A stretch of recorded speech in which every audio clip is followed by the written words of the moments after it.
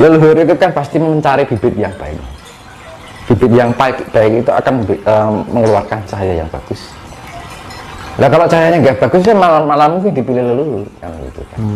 Ketika ada orang yang sebenarnya sudah mempunyai genetika yang bagus dari kecil, tapi pada predikatifnya secara kasunyatan perjalanan hidupnya dia tidak mampu memperbaiki dan memproses diri untuk menjadi cahaya yang baik, maka leluhur itu akan lari mencari bibit yang lain. Namun ketika kita tidak punya genetika dari leluhur yang kita, tapi kita mampu melakukan secara predikatif dengan tindakan-tindakan dengan 5 kunci itu tadi, secara otomatis bisa ya? Tiba-tiba ger kok untuk suara apa ini satu ya. Dan ketika kita mengharap jangan kita berharap-harap ini bentuk JDR malah leluhur itu nggak pengen orang yang ingin karena karsa itu tinggi dari karsa itu nggak respect malah. Itu makanya dalam ilmu Jawa itu utamakan kewajiban daripada menuntut hak. Lalu kewajibannya yang dilakoni jaluk hak kan gitu. Gitu kan gitu. Kedatangan leluhur tidak bisa diminta, karena ketika kita meminta harapan itu dari karsa, dan karsa itu akan menghasilkan rasa pamrih. Gitu.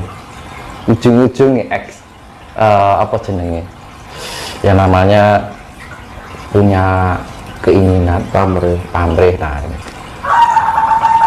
Tapi bisa ya Mas Yunus, misalnya kita meminta apa Mas? Ya nyadong apa sih Mas? Misalnya yang mendapat titisan lah, Gak bisa nggak karena bisa, itu pilihan lagi. Nah bagaimana kita agar menjadi orang yang terpilih, pilih ya ya. Nah, kita lakukan kewajiban ini. Jangan memikirkan hak. Ketika kita masih memikirkan hak, tidak ada ketulusan di dalam diri, karena ada tendensi, ya, ono buntute, gitu.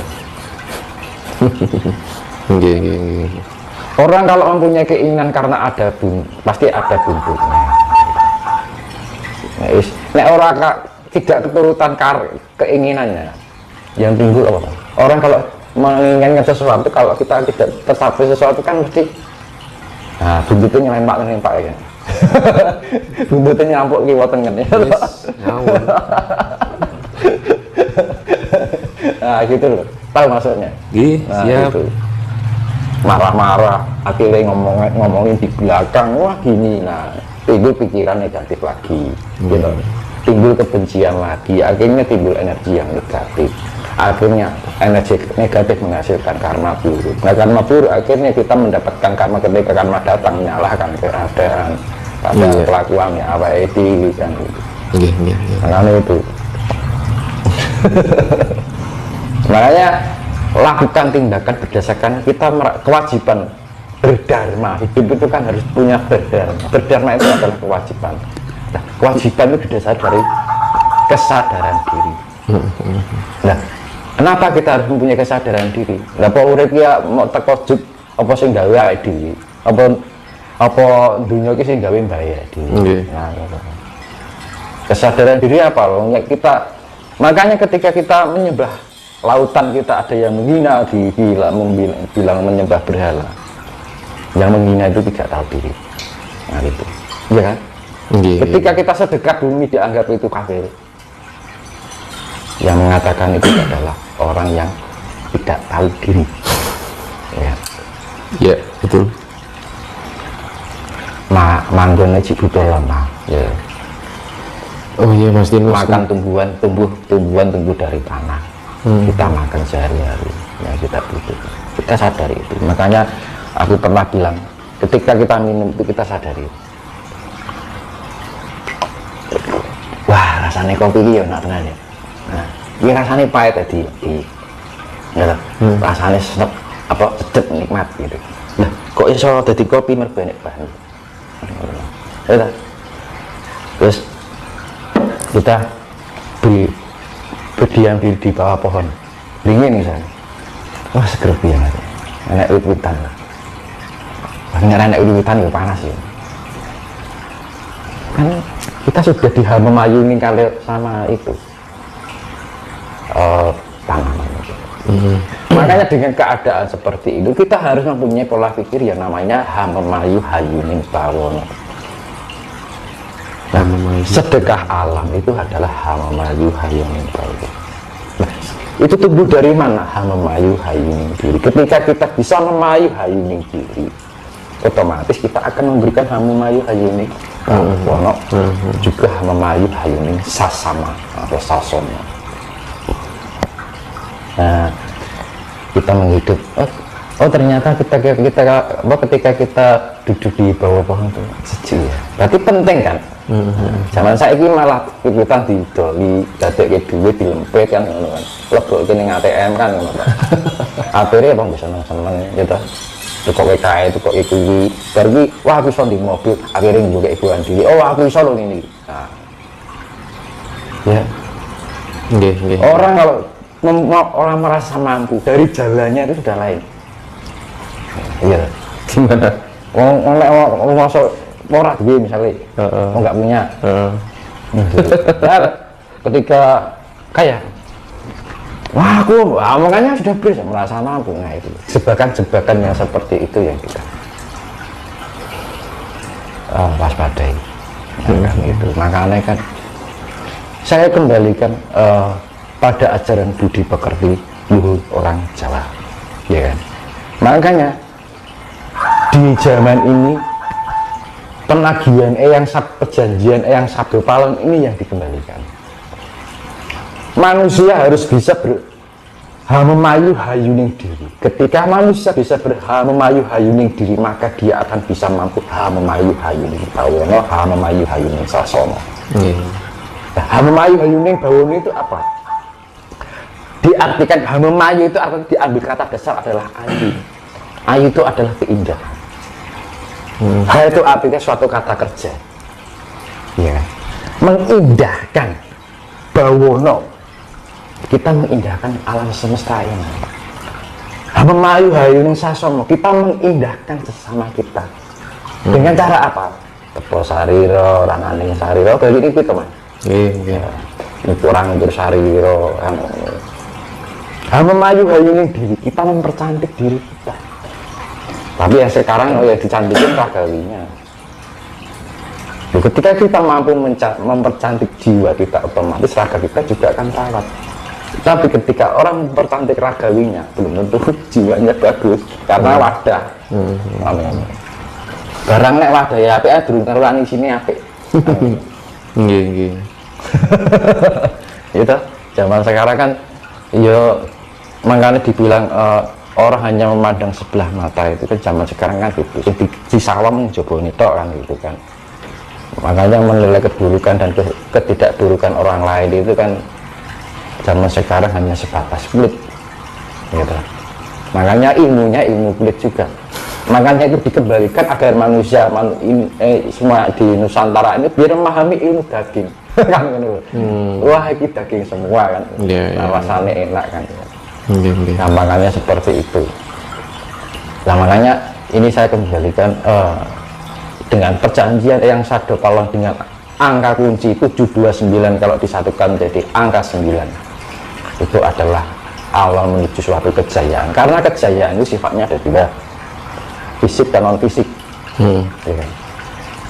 Pembersihan secara fisik, pembersihan secara jiwa. Ya. Nah, di dalam pewayangan itu disimbolkan senjatanya Antasena dengan Wisanggeni. Ya, ketika Wisanggeni dan Antasena sebelum Baratayuda dimulai, disuruh sama sang yang menang dan diberikan satu senjata yang namanya Godo Inten, ya, untuk membunuh siapa? Batara Kala dan Batara Durga. Batara Kala dan Batara Durga itu adalah angkara murka. Nah, target utama dalam bencana korban ini yang menjadi pembersihan ini adalah angkara murka. Angkara itu keegoan, keemosional, keakuan. Angkara murka itu adalah kemurkaan itu sendiri. merasa tidak cukup dengan apa yang ada. Makanya wong Jawa ngajak lu wong urip itu kudu narimo kan gitu. Akeh sithik itu diterima. Nah, makanya kembali kenapa disimbolkan godho inten? Intan itu adalah logam paling keras, batu mutiara yang paling keras, ya kan. Dan ketika dilihat itu bening sekali, beningnya melebihi beningnya air malah, bahkan cahayanya bisa mengkilau, berkilau indah, keindahan. Nah, dengan kebeningan itu, kebeningan jiwa itu, orang akan mempunyai cahaya yang sangat indah sekali,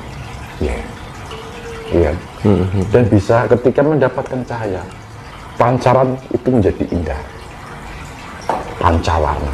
Makanya kan belian itu warnanya pancawarna, macam-macam, putih tapi bisa menghasilkan cahaya apa aja. Magic ini, kan? Kalau orang Jawa ngarani poncowarno, dalam arti aneka warna. Misalnya, nah dengan kerasnya itu, nah ini untuk memukul gada itu. Makanya di dalam Antaséna dan Wisanggeni itu gambarannya Isa Al-Masih membersihkan dengan jiwa itu, dengan cahaya kebeningan yang menghasilkan cahaya indah itu sendiri. Cahaya indah itu adalah bidang yang surgawi, nirwana. Ya kan? Antaséna kebeningan ini. Nah, ini pemukul, ini simbol air yang keras. Nah, itu sifatnya fisik dan non fisik. Yang pertama dibersihkan secara jiwa, yang non fisiknya, yang si fisiknya adalah yaitu tadi. Antaséna itu ibaratnya kalau Wisanggeni itu Isa Al-Masih dengan pembersihan cinta kasih, ilmu cinta kasih. Nah, sing Antaséna itu yang disifatkan adalah Nabi Khidir, penguasa samudra. Lah Wisanggeni itu, makanya Wisanggeni dibilang itu titisannya sang yang menang. Kalau dibilang Isa Al-Masih, kalau orang Nasrani dibilang putra Allah. Wis padha wae, Bang. Antaséna itu Nabi Khidir penguasa samudra, ya wis plus. Air yang sifatnya keras. Nah, itu simbol dua sifat fisik dan non fisik. Maka di dalam pewayangan ini kedua peran itu diberikan senjata yang namanya godho inten. Yang keras untuk memukul yang keras, yang fisik untuk memukul yang itu dengan ada kata istilah muncul menang tanpa ngasorake, digdaya tanpa aji, dengan kasih itu sendiri. Ketika kita bisa menang tanpa ngasorake itu, kita menang tanpa merendahkan, muruk tanpa bolo. Muruk tanpa bolo itu dengan kita sendiri, ya, kita bisa merangkul semua, menciptakan kedamaian, kerukunan. Akhirnya tercipta keharmonisan tercipta kedamaian. Digdaya tanpa aji, ya kita ilmu digdaya tanpa aji, ilmu bejo. Ya, kita sakti, orang bejo itu sakti loh, ya toh. Paling sakti ya. Tapi nggak punya aji-aji. Gitu. Kayak itu orang bejo. Nerimo. Nah itu tadi. Makanya nguruk tanpa bulu itu ya kasih itu tadi. Energi kasih, cahaya kasih, pancaran kasih itu yang bisa menyelamatkan diri kita. Akhirnya kita mempunyai saudara yang banyak. Akhirnya musuh menjadi teman, saudara. Nah, itu nguruk tanpa. Menangkan ngasoraki, kita tidak merasa diri besar diri, ego diri. Ya. Dengan cara itu, dengan sikap kerendahan hati, kita akan disayangi oleh banyak orang. Karena orang itu pasti memiliki salut, ya, orangnya seperti itu, kok rendah hati. Gimana ngawang ngomong tinggi hati kan ingatnya gitu, Mas. Beda kalau jenengan bertemu dengan orang yang tadi. Iya, Mas. Nah, makanya orang Jawa mengajarkan tentang kehidupan yang penuh tata krama, sopan santun, anda pasor. Nyuwun sewu, badhe nderek teng wingking, ya kan? Orang Jawa. Gitu. Nah, itu budi pekerti Jawa yang harus perlu kembali dibangun kembali, dibangkitkan kembali. Untuk apa? Hama mayu hayuning bawono itu sendiri. Makanya kenapa Di dalam serat Sabda Palon Loyo Genggong itu pasti ini nusa wis tekan janji kapitung jaman lagi mau. Terus kapitung 500 warsa bakal bali marang Gomo Budi. Gomo Budi itu dalam arti ageman, kita harus mempunyai busana itu sendiri.